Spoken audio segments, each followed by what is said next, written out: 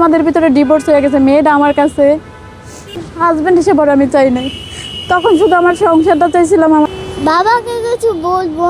বাবা, তুমি যে আমার ছায়া গেছো, এটা আল্লাহ বিচার করবে একদিন না। তুমি আমাদের ফিরে আসবা।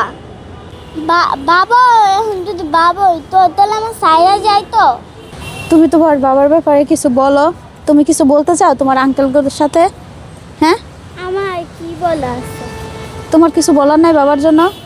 বাবা তোমার বাবার কাছে বলে আছে যে আমাকে ছায়া গেছে, তা তো আমার সাথে কোনো কথাই না। তার সাথে আমার কথা বলে কান্দা আসে। তাই কান্না আসে বাবার জন্য? তুমি বলো যে বাবা আমি তোমার জন্য কান্না করি, বলো। আর যে বাবা তোমার জন্য কান্দা করি। বাবার কথা মনে পড়ে? আমার আব্বু আমার ছায়া গেছে, আমার আব্বুর জন্য আমার অনেক কষ্ট হয়। বাবার লাগে আমার হাত ধরে ঘুরতে মন চায়, আমার লাগে দুজনের লগে ঘুরতে মন চায়, দুজন। কিন্তু বাবা এরকম করে নাই। বাবা আমি ফালাই দিছে এতিম মতো। এতিমরা যেরকম থাকে বাবা নাই ওরকম। আর আমি বলে মা তুমি কি স্বপ্ন দেখছো? তুমি কি বাবা বিয়া দেখছো? বাবা রোজ খাবা?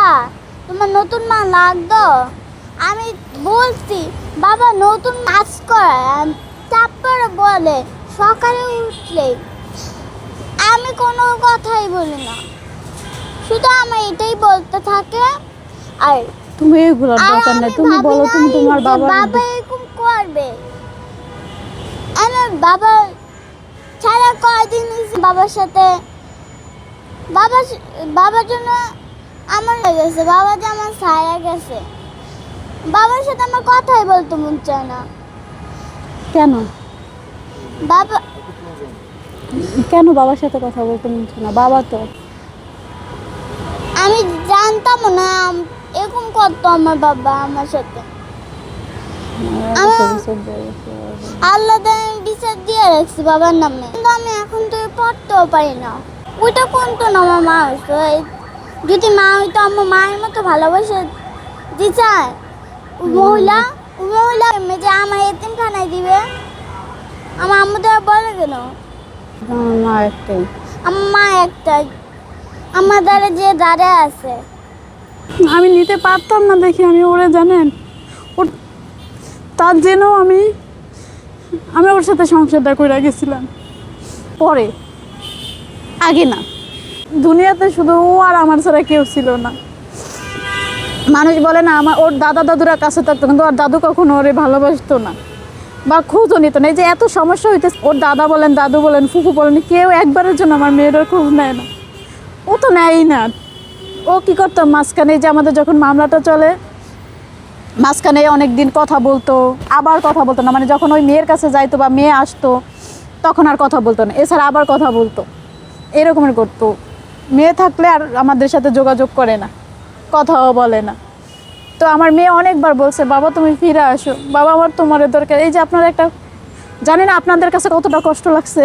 আমার মেয়ে বলছে যে বাবার সাথে আমি মার সাথে ওর প্রতি রাতে আমি দেখছি ওর বাবা যেদিনকে চলে গেছে না, আমি তো মা প্রতি রাত্রে দেখতাম ওর দু চোখ বাইয়া শুধু পানি পড়তো।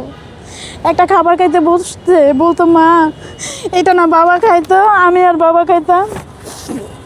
তুমি যখন রান্না করতা এটা এই করতো, মানে বিরিয়ানি বলেন এগুলো আবার ওর বাবার খুব পছন্দ। এর জন্য বিরিয়ানি রান্না করলে বলতো কি আমি এখন ওর বিরিয়ানি রান্না বা বলেন খাওয়া আমি কিছুই করি না। ও দিলে বলে কেমন এটা না আমার বাবার পছন্দ। সব কিছুতে বাবারে শেয়ার করে। ওর চেয়েও বেশি খারাপ লাগে আমার তখন, যে যখন আমার মেয়ে ওর বাবার কথা বলে। ও বাবার ভক্তই, ও বাবারে ওর বাবা ওরে ভালোবাসতো না এমনও না, বাসতো। ও আর বাবারে খুব ভালোবাসে। ওই যে বললাম না এখনও 8 মাস হয়ে যায় আমাদের ডিভোর্স, তারপরও দেখা গেল ও ওর বাবারে প্রায় খাবার বলেন যে কোনো একটা বিষয় মিস করে।